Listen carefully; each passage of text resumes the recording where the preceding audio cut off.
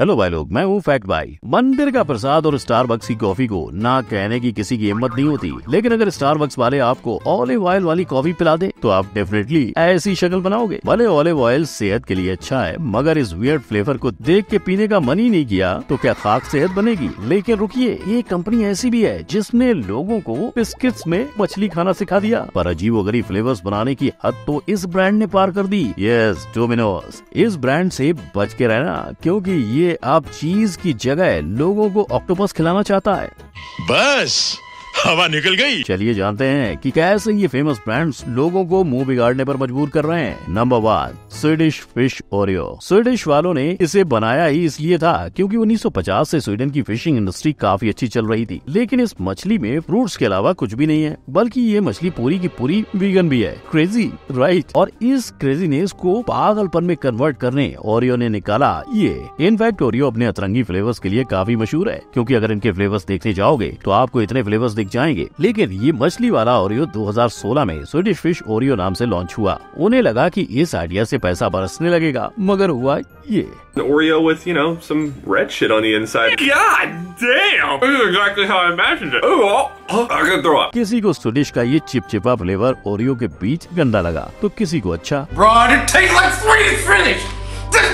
क्योंकि उन्होंने कुछ इस प्रकार इसकी मार्केटिंग की थी। अब बताओ, अगर लोगों को मैगी और आम दोनों पसंद है तो क्या आप दोनों को एक साथ मिलाकर बेच सकेंगे? और यही गलती ओरियो ने कर दी। लेकिन फिर भी आज ओरियो और स्वीडिश फिश दोनों ही यूएस की पसंदीदा हैं। Number 2, Lay's cappuccino. Coffee with Karan. ये नाम सुनकर जितना जनता चढ़ जाती है, उससे भी ज्यादा लोग कॉफी विद लेस सुनकर चढ़ गए थे। जी हाँ, दुनिया के फेमस चिप्स सेलर ने एक वक्त कॉफी बेचने का भी काम किया है, लेकिन आपको जानकर हैरानी होगी कि ये आइडिया उनको और किसी ने नहीं बल्कि खुद जनता ने दिया था। एक्चुअली हुआ ये था कि हर साल लेज एक कंपटीशन रखती है जिसमें लोग पार्टिसिपेट करके नई रेसिपी का आइडिया देते हैं, और ऐसे ही 2014 के कंपटीशन में इन भाई साहब ने कॉफी वाली रेसिपी दे दी। लेज वालों को लगा कि उनका सॉल्टी और कॉफी काफी ट्रेंडी रहेगा, मगर अमेरिका में लोगों ने तुरंत इसे नापसंद कर दिया, क्योंकि उस कंपटीशन में आए बाकी 3 फ्लेवर्स के सेल के सामने कैपेचिनो का सेल सबसे कम हुआ था। लेकिन क्या आप जानते हो, लेज ने इस कंपटीशन की तरह एक स्लोगन भी निकाला था, bet you can't eat just one, यानी आप एक खाकर रुक ही नहीं सकते, जो न सिर्फ लेज कहता है बल्कि साइंस के द्वारा भी साबित किया गया है। लेकिन कॉफी वाली वेफर्स में ये स्लोगन फेल हो गया। वैसे लेज के पहले जापान की पोका कॉफी नाम के एक ब्रांड ने भी ऐसी ही चिप्स निकाली थी, लेकिन वो भी नहीं चली, जिसके चलते लेज को भी इनका एग्जाम्पल लेकर ऐसी चिप्स बनानी ही नहीं चाहिए थी। और रही बात इस फ्लेवर की, तो ये किसी ने फोटोशॉप करके वायरल कर दिया था। Number 3, Pepsi Cola hot chocolate. Pepsi ने 125 साल में पूरे 11 बार अपने लोगों को चेंज किया है। लोगों के साथ साथ इनके फ्लेवर्स भी हमेशा चेंज होते ही रहते हैं, लेकिन इनका ये फ्लेवर देखो, इसमें लिखा है नेचुरल भी और आर्टिफिशियल भी। ऐसा कैसे? और ऊपर से एक हॉट कॉफी को कैसे ठंडा पिया जाए? पेप्सी वाले ये सब ना सोच के शायद सिर्फ अपनी कंपटीशन पर ध्यान दे रहे हैं। जहाँ कोका कोला ने ये निकाला तो झट से पेप्सी ने अगले ही साल अपना वनीला फ्लेवर दे दिया। पर इस हॉट चॉकलेट वाली ब्रांडिंग पेप्सी की तरफ से ब्रांड न्यू थी, जिसमें उन्होंने एक कंपटीशन रखा था। इस कंपटीशन में बस आपको हॉट चॉकलेट पीते हुए फोटो डालना था, और अगर पेप्सी ने आपको लकी माना तो आपको लिमिटेड एडिशन वाली ये पेप्सी मिल जाएगी। इसीलिए इस कंपटीशन में सिर्फ 2,500 कैंस ही बांटे गए। लेकिन अगर आप इन कैंस में से एक खरीदना चाहते हो तो भाई लोग 8,000 रूपए तैयार रखना। लेकिन उससे खरीदने से पहले ये जान लो कि जहाँ एक आम इंसान दिन में 30 ग्राम शुगर खा सकता है, वहीं पेप्सी की एक साधारण कैन 41 ग्राम शुगर देती है। तो क्या लगता है और चॉकलेट वाली में कितना शुगर होगा? Number 4, Coca Cola. लोग कोल्ड ड्रिंक गार्लिक की बदबू हटाने के लिए पीते हैं, और यहाँ तो कोका कोला वालों ने ये बना दिया। मगर इससे पहले कि आप ऐसे मुंह बनाओ, फैक्ट भाई बता दे कि ये सरासर झूठ है। कोक वालों ने कभी ऐसी ड्रिंक बनाई ही नहीं थी। असल में लोगों ने वनीला कोक को एडिट करके इस तस्वीर को वायरल कर दिया था, जिसके बाद लोगों ने इसे ऐसे एडिट करना शुरू किया। ये लोगों में इतना मशहूर हो गया कि लोग सच में कोका कोला में लहसुन डाल के पीने लगे, पर फिर उसमें सोडा नहीं, सिर्फ तीखा पनी रह गया।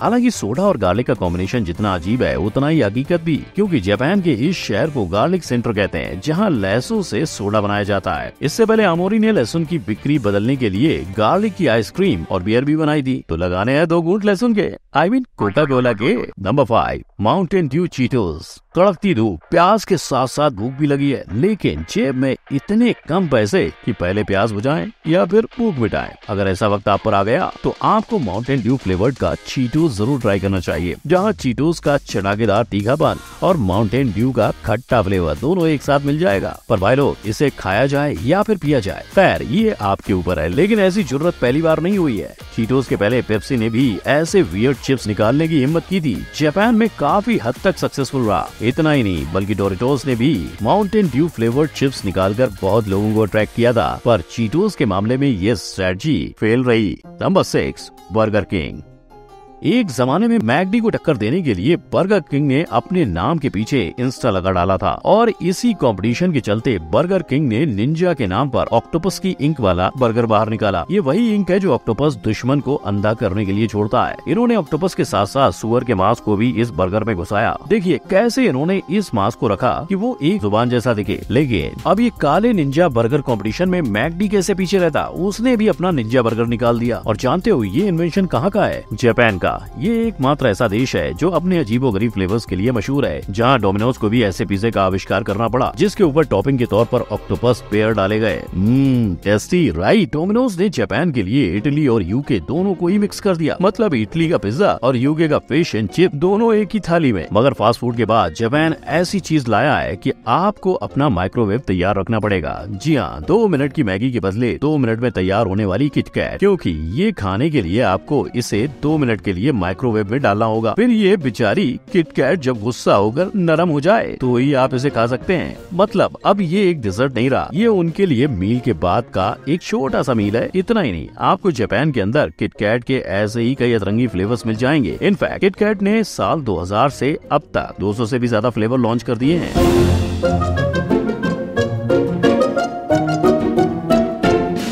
Number 7, हाइंज coloured EZ skirt. क्या आपने कभी ब्लू कलर का केचप खाया है? जब दुनिया की सबसे पुरानी केचप बनाने वाली कंपनी हाइंज को ये रियलाइज हुआ कि वेट, केचप सिर्फ लाल रंग का ही क्यों होना चाहिए, तो बच्चों को एंटरटेन करने के लिए उन्होंने निकाले अलग अलग रंग वाले केचप। हाइंज कलर्ड EZ स्कर्ट साल 2000 में आया था, जो शुरुआत में श्रेक मूवी के प्रमोशन के लिए निकाला गया था, जिसके लिए इन्होंने उसका पहला कलर ग्रीन रखा और फिर गया चप पर पहाड़ के पैसे कमाने के बाद इन्होंने सोचा क्यों ना हम और कलर्स वाले केचप निकालें, और एक के बाद एक कलर निकालते चले गए और बच्चों को मजा आता रहा। लेकिन बच्चे इस रंगीन केचप से खाने से ज्यादा खेलते रहे, जिसकी वजह से साल 2006 में पेरेंट्स ने इन केचप को ब्लैकलिस्ट कर दिया और हिंस का ये रिवोल्यूशनरी आइडिया सीधा कचरे के डिब्बे में गया।